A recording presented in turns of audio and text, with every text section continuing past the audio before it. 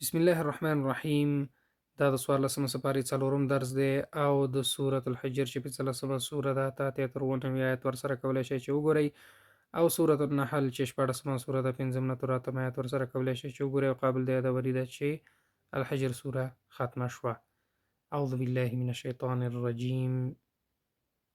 واخفض او ښکته کړه ته جناحک وزرستا عضین ټوټې ټوټې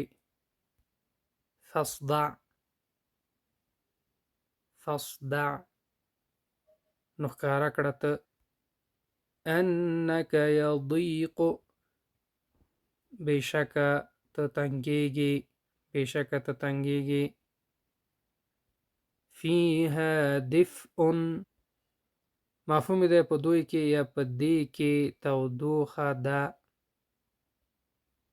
تریحون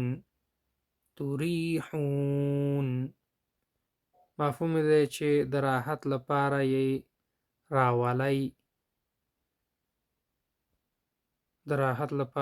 راولئ.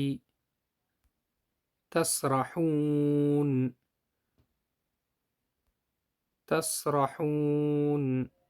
خوشي کوئ یې تاسې.